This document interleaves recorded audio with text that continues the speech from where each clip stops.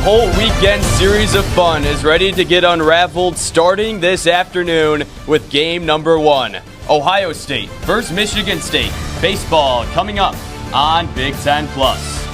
Hello everyone, Jacob Maurer, that's Bobby Cushing. Good to be with you on this Friday as we get ready for the first game of the weekend series between the Ohio State Buckeyes and the Michigan State Spartans. And Bobby, both these teams in action earlier this week with very similar games. Ohio State defeating Wright State 18-2 using the mercy rule victory rule in that one. And the Spartans used the same rule to defeat the Broncos of Western Michigan 14-4. So both teams trying to use dominant victories to bring that momentum into the weekend. Yeah, the Buckeyes scored 18 runs, like you said. That's a season high for them. They've struggled a little bit, but 18 runs is 18 runs. You're going to find a way to win with that. They had 3 players go deep, so some of those seniors that you're looking for, they really produced last week. As for the Spartans, they also had a non-conference game, but scoring 14 runs is really what you want from the Spartans. Yeah, and we mentioned Ohio State, 18 runs. That's a season high for the Buckeyes. Now, we can't really expect that here on this Friday, but maybe we can expect some mirrored production, and the Buckeyes will be looking towards their seniors, and especially one who's been having a marvelous season all year long, and that's Tyler Petterini. Yeah, this senior's hitting over 350, almost an 1,100 OPS. If you're a Buckeye fan, you gotta love watching this guy because he comes into the ballpark every single day looking to make plays. Yeah, and for the Spartans, we're going to key in on Ryan McKay. Bats near the lead of this Michigan State batting order, and he's having anything but a sophomore slump. Absolutely not. He's hitting in that 2 spot. He was in that leadoff spot before, but the production has not dipped down at all. Hitting 330s again, just south of 1,000 OPS. Today, he could get over that margin, but for Michigan State, why don't you lean on McKay if you want to win? Yeah, and this one should be a fun one because as we progress towards the season, these games in the Big Ten Conference just mean a little bit more. And as we get ready for a whole weekend of it, we'll get it started very soon with game number 1. First pitch right around the corner on Big Ten Plus. It'll be Lipsy to lead off the senior, and he drives this one deep into center field. Back goes Sokolov around the warning track, all the way around to make the catch. Almost first. Farquhar will set, trying to make this a quick, efficient first inning. Petterini grounds this one. Seymour playing over. He'll make the play and throw to first in time for the out. And a good start for this Michigan State defense. A 1-2-3 inning for Tate Farquhar and the Spartans, and we'll head to the bottom of the first next on Big Ten Plus. Ohio State trying to get back into their winning ways as strike 3 called right down the middle. Erdman gets his first K of the day. Yeah, not full count pitch once again. Here it is, the 3-2. McKay belts this one deep into right field, and this one is off the wall. Should be extra bases for Ryan McKay as he cruises into second base, and quickly for the Spartans, a runner in scoring position here in the first. Well, we talk. Big reason why Jake Boss loves to put him in the 3-hole. So he lines this one right up the middle for a base hit. They're waving around McKay. The throw will be cut off, and Michigan State capitalizes here in the first. We'll see what Erdman has here. Here's the 1-2 pitch to Williams. In the dirt, Barry's going to take off for third. Here's the throw. Got him! What a strike from Matthew Gravelin, the catcher for Ohio State, and that should be the third out here in the bottom of the first. But of course, with a bang-bang play like that, they're going to want to take a look at this one. Here's the 1-2. Chopper. This is going to be taken by Murphy. Shifted all the way over and flips to first for out number 1 here in the second. Did you get told that in 3rd grade? a few times. Maybe more than a few. You know, those type of things, they stick with you. Here's the 2-2. Swung on and missed. First strikeout of the day for Tate Farquhar. Nasty upstairs. Yeah, well, usually the rule of thumb is the bag, but of course there's 2 there, 1 in foul territory, as Eckelman will take a pitch on the inside and win the war in this at-bat. First base runner of the game for the Buckeyes. Yeah, he likes with 2 strikes. We'll see what he goes with here. The 1-2 swung on and missed. Strikeout number 2 of the inning and the game for Tate Farquhar. Allows a walk, but nothing past that point. A nice and easy top of the second for him and the Spartans. Williams 7 for 9 in stolen base attempts this season. We'll see if he's on the move. And he is. Here's the throw over to second. The tag is not in time. Stolen base number 8 on the season for Nick Williams. Ivan Williams over at second as he drives this one into center field for a base hit. Williams will be waved and stopped over at third. And in this goes Seymour trying to be aggressive. Goes for a second and called out over there at second base. Yeah, tough. In that one. As he swings and misses. Strike number 3 called. And Erdman is able to get out of the jam. Second strikeout of the day for Drew Erdman and the Buckeyes. And we'll head to the third next here on Big Ten Plus. Simpson, the third baseman, and he gets the Buckeyes on the board with their first hit of the afternoon. Yeah, great. Drives this one deep into center field. Sokolov on the run and makes the catch. Similar to the first out in this game, retreating is Simpson over to first.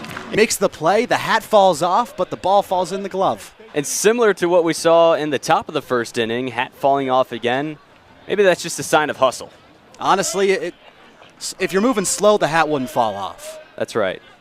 We'll go to physics here to explain that one as Lipsy steps up to the batter's box for the second time today.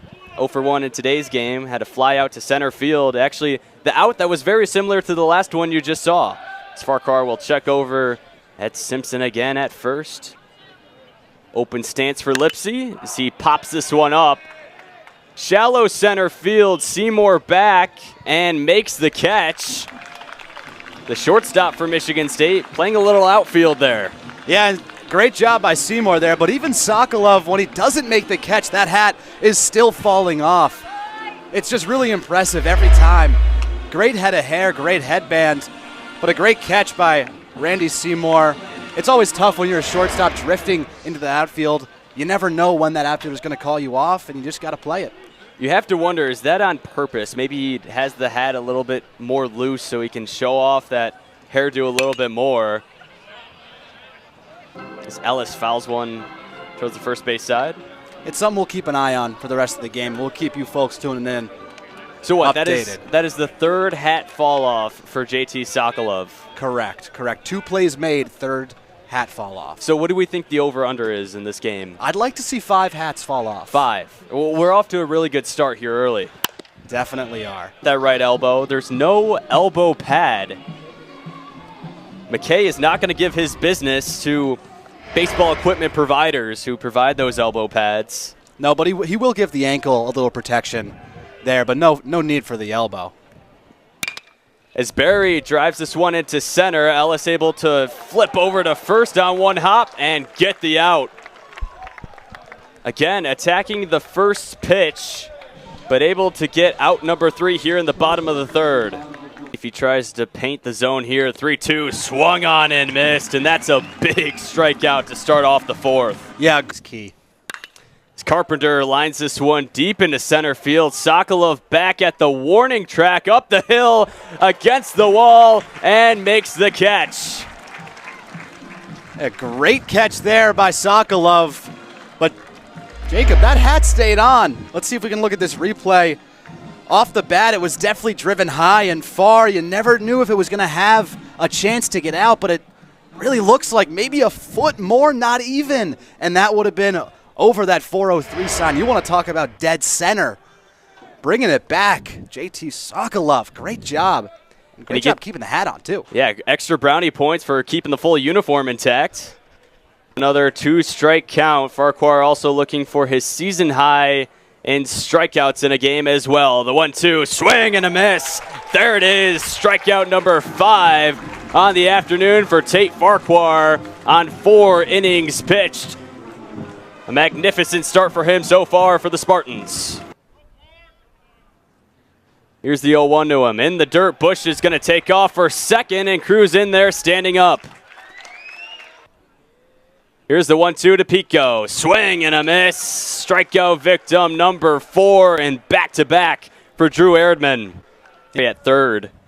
The 1-2, Seymour on the run again as Bright belts this one into left. This one's going to get down and all the way near the warning track and off the wall.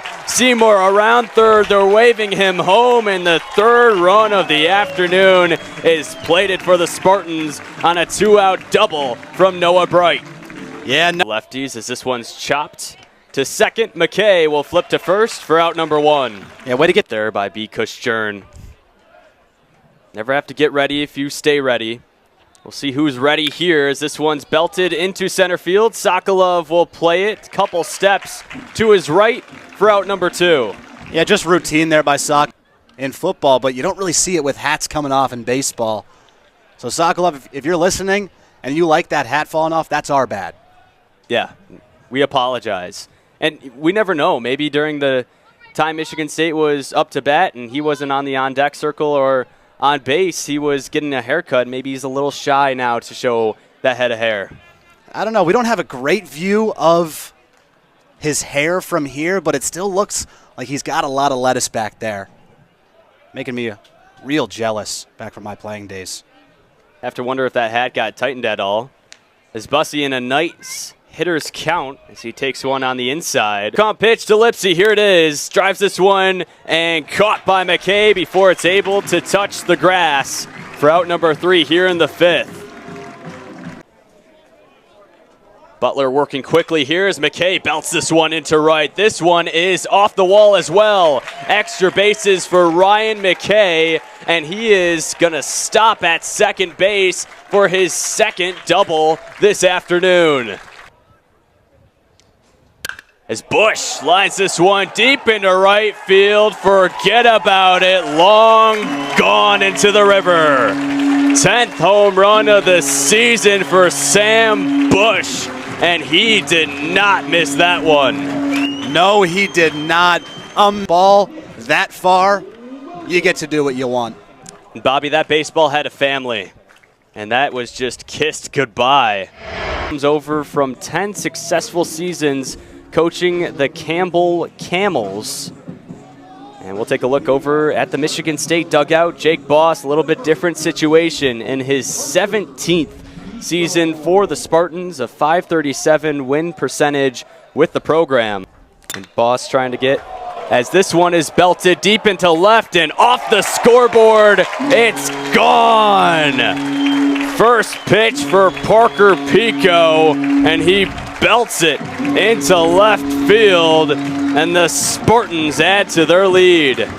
Yeah, Pico, PC you later on it today.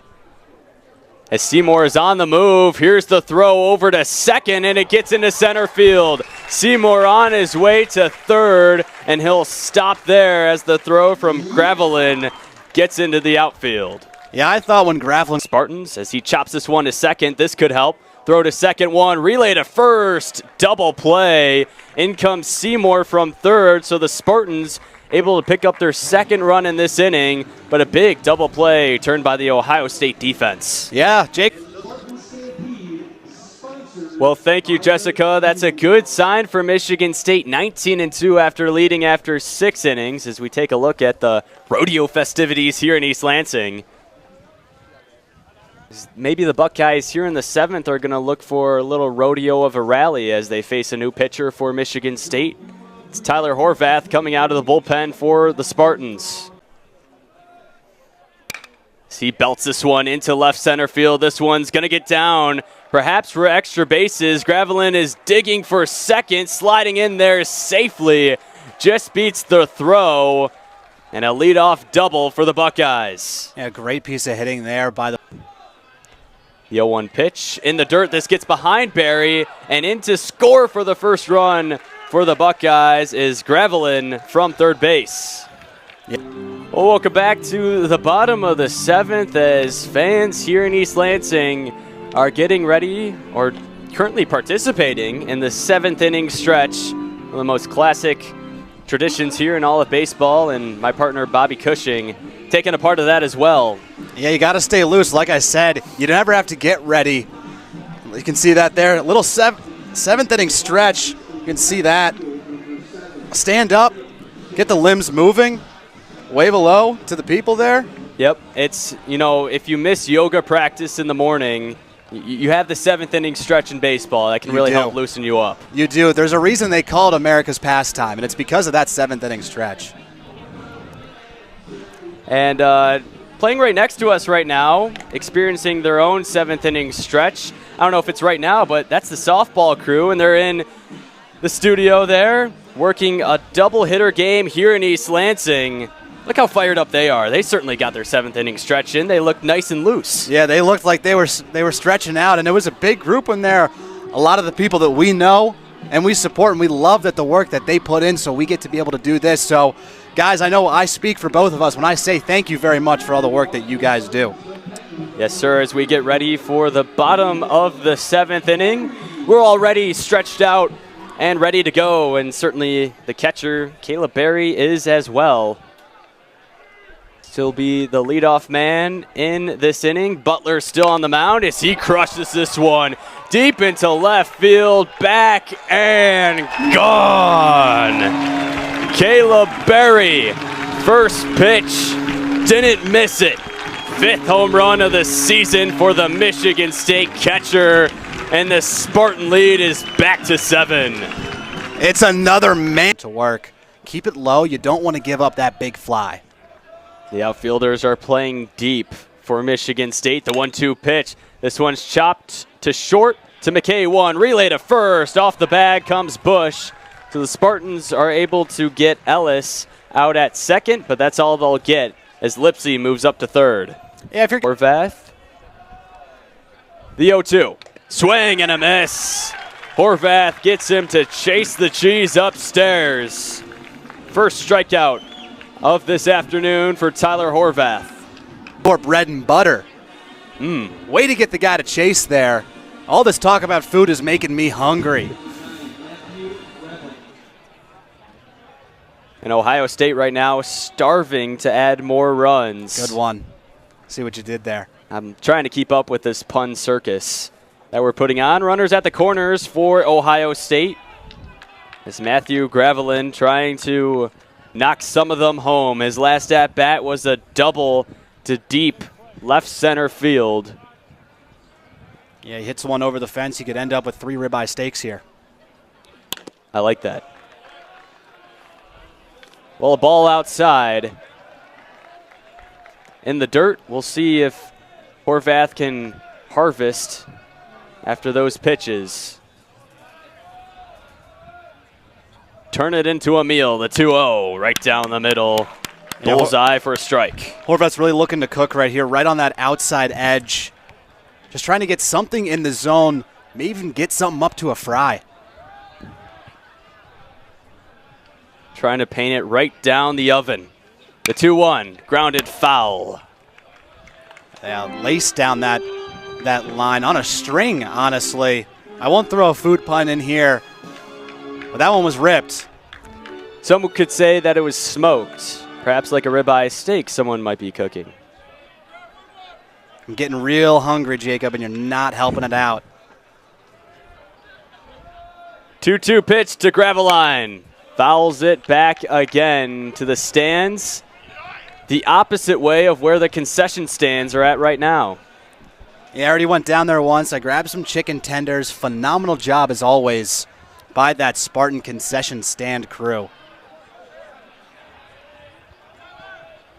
There's certainly good chefs down there, located on the third base side, as Horvath trying to cook here. The 2-2. This one's belted deep in the air to right center field. Back goes Pico and watches it fly.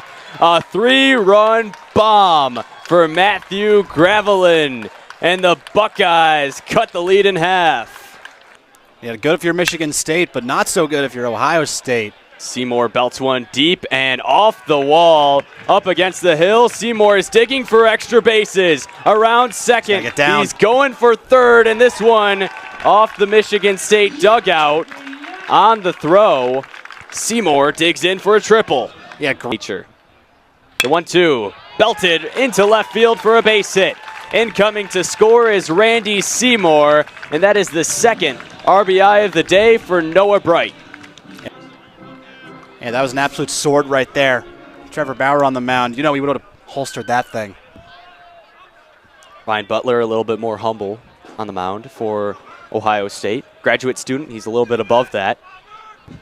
The 0-1. This one is scorched down the right field line, and this should be extra bases for Murphy. They're waving bright around third. The throw is not in time as Murphy is standing up at second base for the second run of the bottom of the 8th inning for Michigan State. Yeah. 3-day for Ryan McKay. Struck out swinging his last time up as he belts this one into center field. That's going to get down for a base hit. In to score is Dayton Murphy. And Ryan McKay just continues to deliver for Michigan State. The yard, Wynn still pushing it back as he drives this one into right center. Back and over the head of Trey Lipsy. Ryan McKay is on his high horse, and he will be paused at third base. It's a 2-out double for Caleb Berry. Yeah, I think From Horvath to try to close this one out, as this one's chopped right at Horvath, and he'll just toss to first, and that's a Game 1 victory for Michigan State. Well, he and the Spartans have to be feeling a lot of momentum into this one as they win it by a final of 11-4. 3 long balls left the yard for Michigan State with 17 hits on the afternoon, and it was really all Spartans in this one. A huge thank you to our producer, Briggs Maloney, our director, Jagger Williams, myself alongside Bobby Cushing and Jessica Chemnitz on the sideline. Thank you so much for joining us here in East Lansing.